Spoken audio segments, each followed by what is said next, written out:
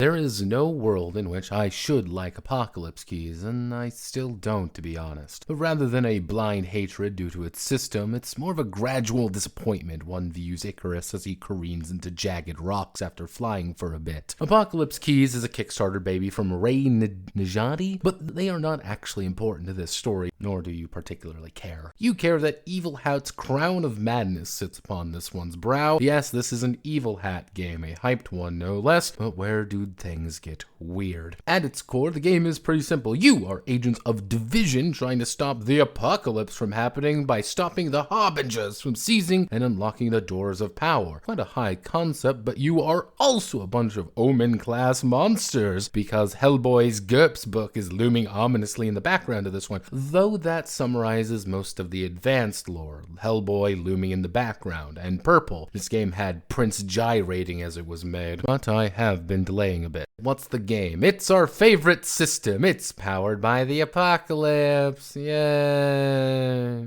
And as always, here's the basic infographic of how to PBTA, and you should already know my casual dislike of the system. But this one has a bit of a history, because of all the games this one steals from, it's a PBTA game called Brindlewood Bay. Brindlewood Bay is effectively a mystery game where you're a bunch of pensioners trying to solve crimes by connecting the dots. It's Golden Girls core, which is a strangely common genre now, and we're in a clown society, so it's Golden Girls meets Hellboy. But let's talk keys, and being different is what it does best, including breaking the math of PBTA. Yeah, for some reason the traditional fail, okay, success has been replaced with fail, sequence, success, disaster, success, which makes the game a bit wonky in that regard. It also gets wonky when you realize that 2d6 for moves is completely unaugmented. Characters do not have stats, but instead they have darkness points to push the value up with desired outcome. So what does your character actually look like? Let's take the Summoned for example. Your darkness is how you get these good boy points and are arbitrary whether you take 2 to 4 of them. But if you ever hit 5, you'll be torn between the darkness and the mission, which means you mark ruin to end the game faster, lose all your darkness tokens, or you can spend a bond with another person to ignore it. Alright, it's pretty anticlimactic to be honest, but you'll be spending these pretty regularly. So unless you're going out of your way to hoard them or deliberately forgetting how to do basic math, this may never actually come up. Then we go to our powers of darkness. Hell yeah, cool powers. Let us do cool things for cool reasons. Fuck yeah, and it does nothing. They do absolutely nothing. What does Colossal Strength actually do? Nothing. It flavors one of the basic moves like Unleash the Dark.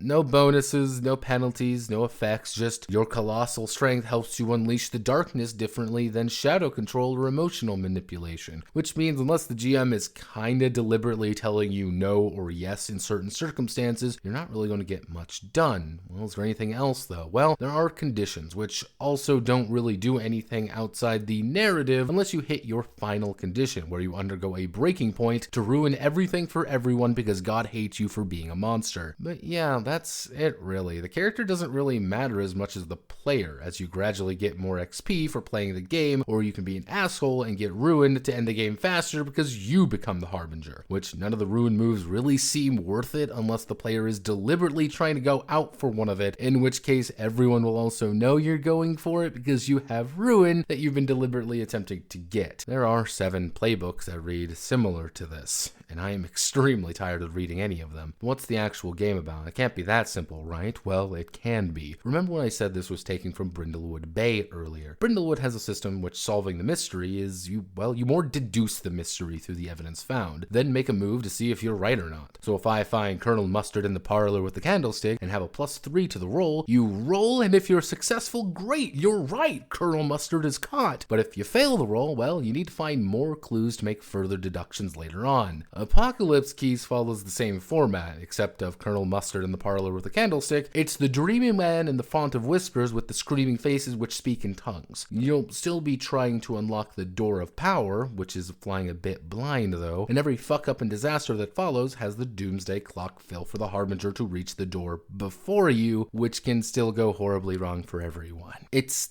messy to say the least, and that's the game, really. I'm not lying, most everything is solved with a single move in some variety. No health, just conditions, no powers, just flavored abilities.